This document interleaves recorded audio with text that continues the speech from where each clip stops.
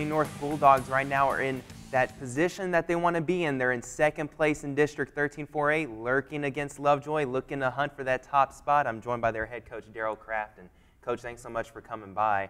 Coming into everything that you've had in district, you first played a very tough non-district schedule balanced with a whole bunch of quality teams. Yeah, first of all, Tyler, thanks for having me here today.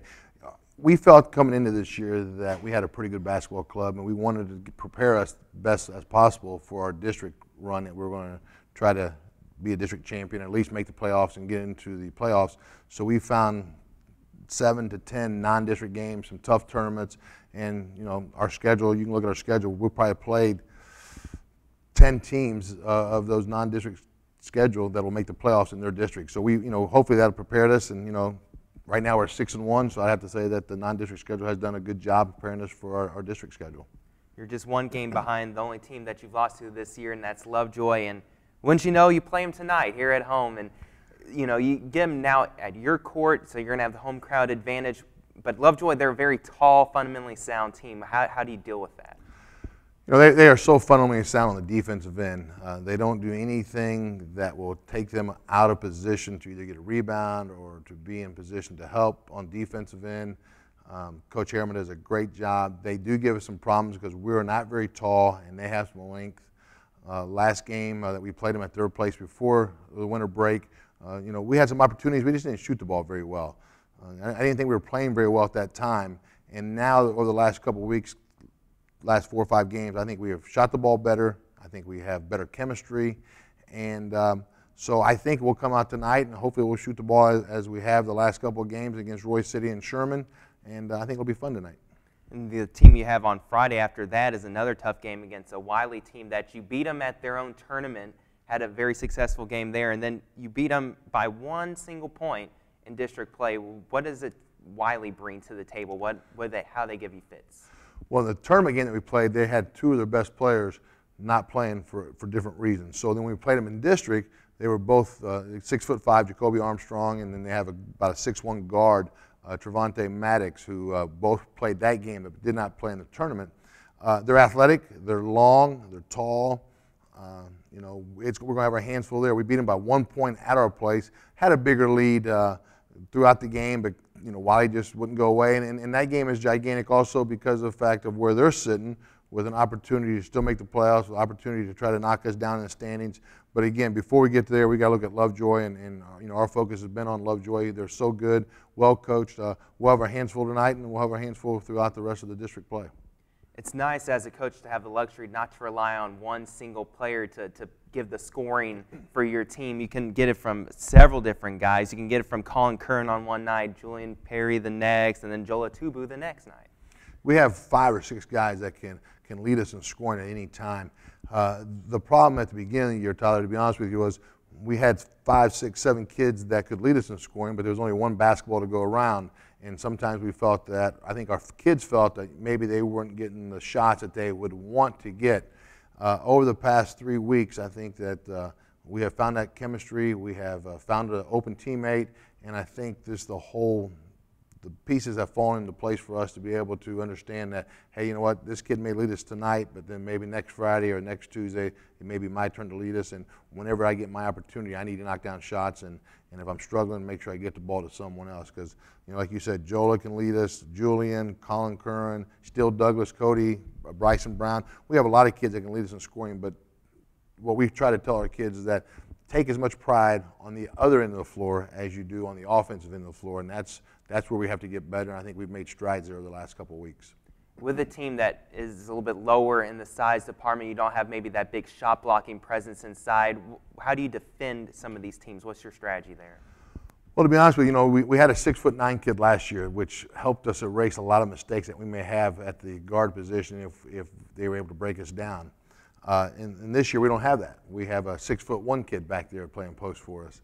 So what we try to do is we try to look at the other team's maybe weaknesses or what we feel may be some of their weaknesses, and we try to attack those. And so some night you may come out and watch us and we're playing 2-3 zone. Next night you may come out and see us and we're playing full court man-to-man.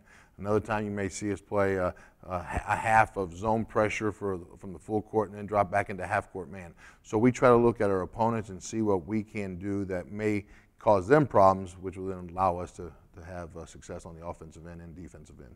Who's been a player or two that comes off the bench for your team, not a starter, that you feel has like been a really key contributor throughout the season? Well, with our lineup, especially early in the year, Tyler, we switched lineups around to find out maybe where the pieces were that were going to fit, and different kids starting and come off the bench. But one kid, he started the last 6 or 7 games, but I want to mention him even though he doesn't come off the bench, is Malik Golden. He played basketball the last 3 years, but I really wasn't sure he was going to come out this year. He's a very good football player and gives a lot of time to football, and that's a sport that as much time as you have to commit to that, it can be tough to come off that and then come right into the basketball a week later or 2 days later. But he has just played outstanding for us the last 3 weeks. He gives us a defensive presence inside. He's not the tallest kid, but he's very athletic. He is a shot blocker as far as his size goes, for sure. But he's also, what's been such a great surprise is that on the offensive end, he's been able to score 4, 6, or 8 points inside, which gives us some type of presence in there, because we love to shoot it outside the arc, and sometimes we'll break guy down and get to the rack a little bit. But he's the type of kid that he doesn't care about outside shots. He's going to shoot the ball from inside.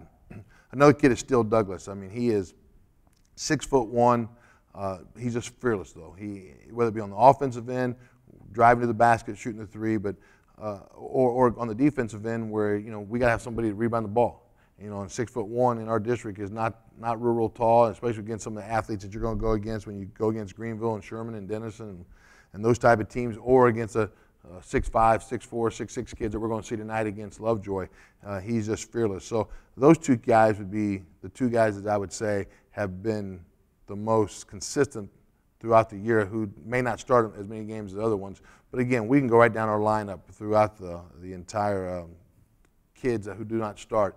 They all get playing time, and when they get their time to play, they contribute. Nowadays, when you flip through the sports channels and you're looking for something to watch, high school basketball is now starting to come up more and more on TV. Why do you think this sport has really exploded on the national stage in the last 5 years or so? Well, I think it's because there's so much talent out there, and I think that a lot of these kids, they go to these different academies or these different prep schools, and so instead of having one great kid at a high school, they kind of go to these different prep schools, and now they have 4 or 5 kids that are in the top 100 or top 150 for ESPN, and then you got that in the state of Texas, state of Florida.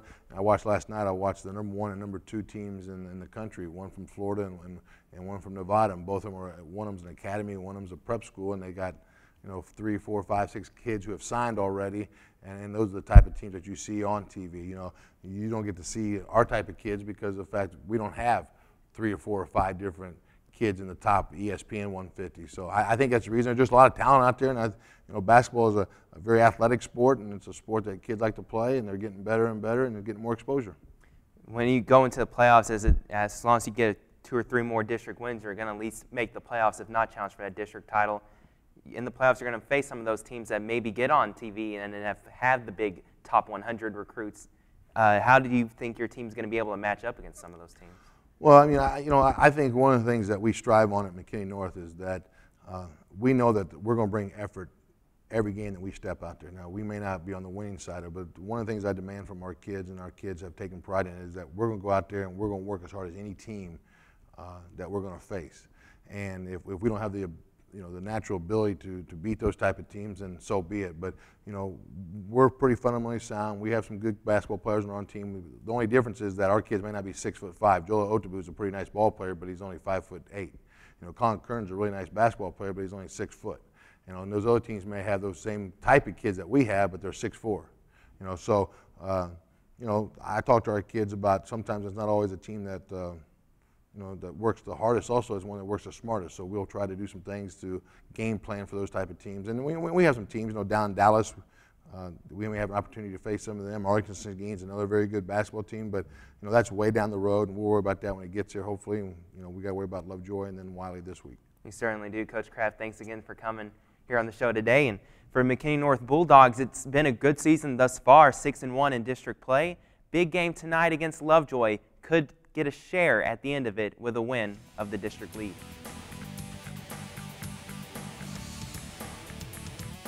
That concludes another fantastic episode on Sports Talk.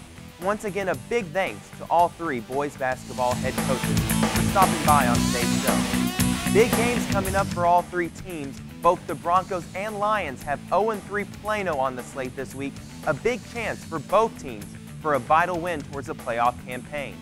The chance of a district title for McKinney North could come down to their 2 games this week. Current leaders Lovejoy are in town tonight, and a stingy Wiley team awaits the Bulldogs Friday. Next week, we take a look at girls soccer to see how the action has gone on the pitch this season. From all of us here at Sports Talk, I'm Tyler Sloan. Have a great week.